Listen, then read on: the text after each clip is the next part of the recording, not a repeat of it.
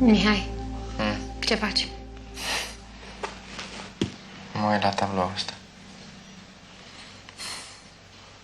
Pe mine mă așteptai? Să fiu sinceră, nu, dar dacă vrei să păcătuiești cu mine, ești invitatul meu. Maia nu e acasă. Dai și tu o cafea? N-am cafea, dar-ți dă o apă plată. Hai, intră.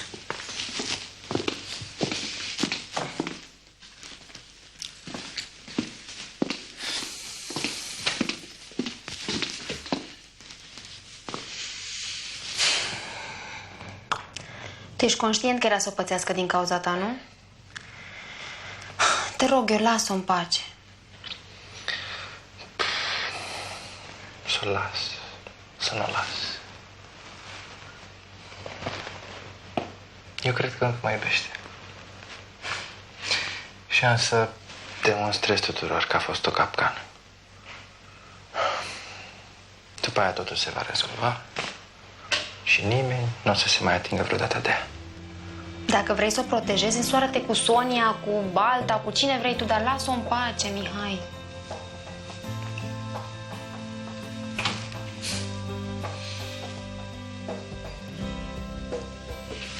Chiar crezi că ar trebui să fac treaba asta? Da, pentru că lumea mea și cu lumea ta n-au nicio legătură, sunt total paralele. Paralele așa. Da.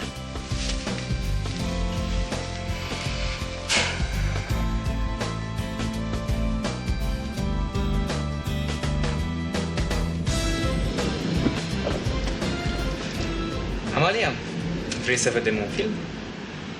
Da, ce film? Deschide torpedoul. Am o cameră acolo. Am pus-o în birou la Varlam când avea o întâlnire bizară. Îl știi pe unul Solomon?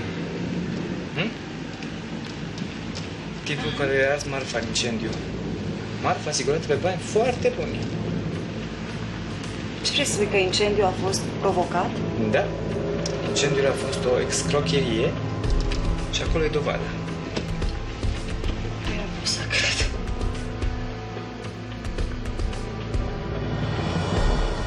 Patrone, am greșit. Am făcut o prostie. Am știut că va izbucni incendiul. Am văzut băieții când s-au furișat canistrele. Și atunci am crezut că fata ar putea avea un necaz. Eu am încuiat-o înăuntru, patroane. Ți-am cerut eu asta. Dracu te-a pus.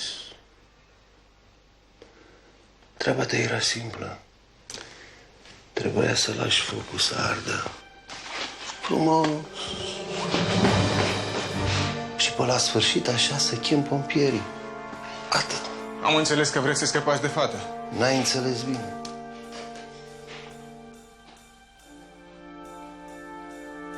Ai vocație de asasin, Bobby. Patroane. Patroane, trebuie să mă ajutați. Dacă mă miroase poliția. Ți-ai dat foc la valiză. Ce faci, tremuri?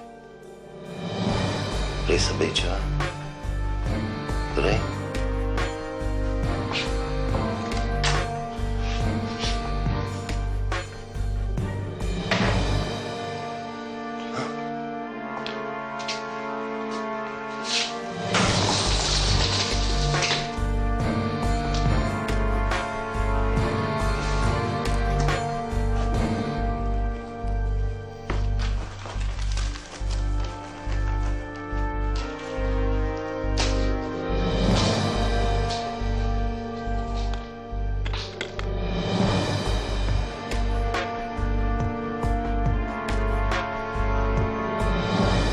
Să beau neapărat o cafea.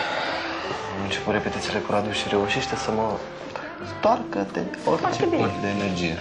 Haideți să vă spun de ce ne-am văzut astăzi aici. De ce ne-am văzut astăzi aici? Am aflat ce ne-a pus totul la cale. Nu ghiciți? Hai zi. Grigore, cine? Da, bine. Hello.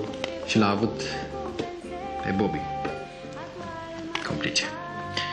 Îmi aduc aminte perfect. Știi și tu că ai fost acolo.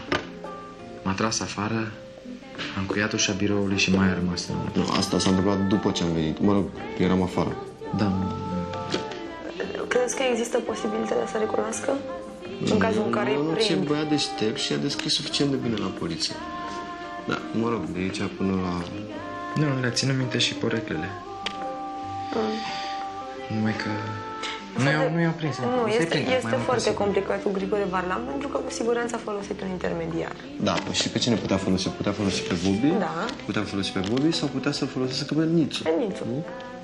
Da, oricare dintre ăștia doi nu o să ducă direct la Varlam. Bine, aparent, sunt oamenii lui, dar de fapt... Niciodată Da, nu trebuie să pot- existe dovezi. trebuie să Da, existe dovada și aia niciodată nu o să o dea în gât, îți dai seama. Și rămâne în continuare curat, liber, ca lacrima. și- Obișnuiește-te, Mihai. Mă, vine și treaba aici, mă. Da. Deci ce să mă obișnuiesc? Ești pregătit să? Pregătit, Odin? Sunt pregătit? Dar maxia fiului am spus că nu mai are nicio comandă. Da, o să mai avem una. Și de una babană. Asigurată pe bani grei, așa cum te pricep. De restul se ocupă oamenii mei. Și eu? Tu ce? Sunt omul tău? Da? Atunci mă văd obligat să te invit la Crăciun. Asta chiar e o dovadă. Bravo, ai avut curaj. Nu te-a văzut nimeni, nu? Ba da, iguana, dar sper să tac. Știi ce nu înțeleg eu? Cu ce se alege Grigore din aranjamentul ăsta? Grigore nu era asigurat ca să nu dea de bănuit. Da, în schimb, problema era cu terenul și cu garajul. Garajul nu putea să-l desființeze, era o chestie de la stat, nu mai știu, trebuia să țină nu știu câți ani. Terenul, în schimb, valorează aur. Terenul pe care era garajul. Înțelegi? Sau și n-a pus deja vreo 10 firme să-l cumpere. Cred că e vreo 1000 de euro pentru pătrat. Asta e dinamică, Vladi. Dar trebuie să avem grijă să nu ne explodeze în față. Ce trafic! Hai, bă, mișcă-te odată! De ce am pus eu niște tâmpiți să care benzina și de ce nu te-am lăsat pe tine să iei? Să dai foc? Nu te-ai întrebat? Ca să nu fie nimeni amestecat din interior, dar tu n-ai înțeles asta. Acum asta e, poate o să ai noroc. Mă ajutați, patroane? Te ajut. Ia și asta. Ca așa ajut eu toți proștii. Era simplă treaba. Trebuia să lași garajul să ia foc și Solomon să-și încaseze asigurarea aia babană pentru o marfă inexistentă. Atâta tot. Cum adică inexistentă? Păi în containerele alea ce era? Talași, haine vechi și rumeguși. Ce crezi tu că era ăla? De ce ți-i spun eu ție toate astea? Nu știu.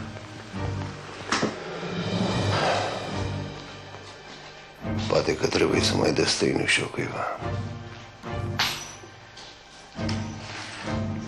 Bobby, te duci repede acasă, îți faci bagajele și dispari. Da, șef. Stai.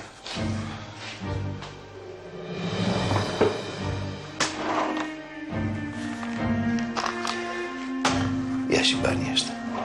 Să ai de-o bere pe drum.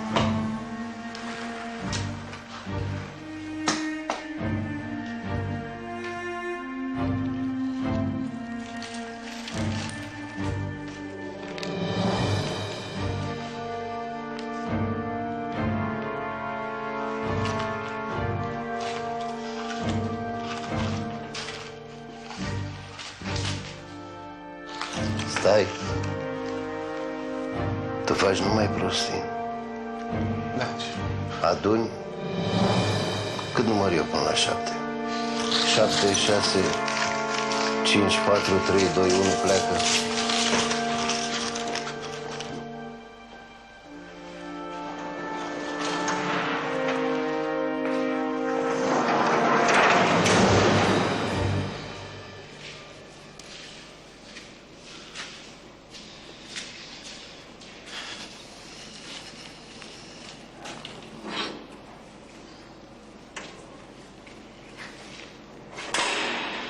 Trage constant. Mersi.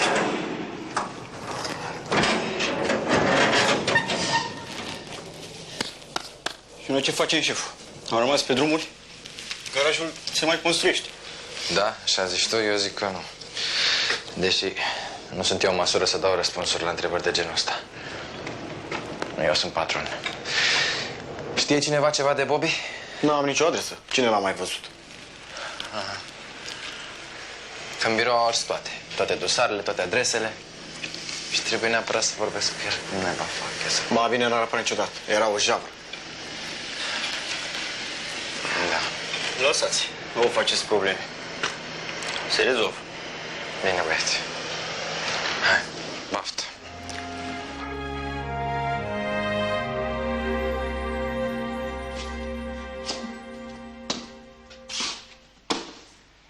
Ce faci, sora mea? Îți faci lecțiile? Te-ai acomodat la mine? De unde vii atât de târziu? Vrei să-ți dau raportul? Ei, am fost și eu la muncă. Ți-ai găsit de lucru? Cam așa ceva mi-am găsit de lucru, da. Lili, nu cumva... Uite, hai să facem un pact. Tu n-ai voie să bei, eu am voie să beau. 1. Iar 2... Eu nu te întreb de Mihai, tu nu mă întrebi de bărbații din viața mea, da? Auzi? A fost pe aici? Cine scrie pe aici? Mihai, a fost pe aici? De ce ai simțit parfumul? Nu, te întrebam așa. Nu, cred că te-aș uitat. Auzi, sora mea, sunt la bărbați în lumea asta și cu bani, și fără bani, și tineri, și bătrâni. Hai, bă, că-ți găsești tu pe altul. Nu vreau pe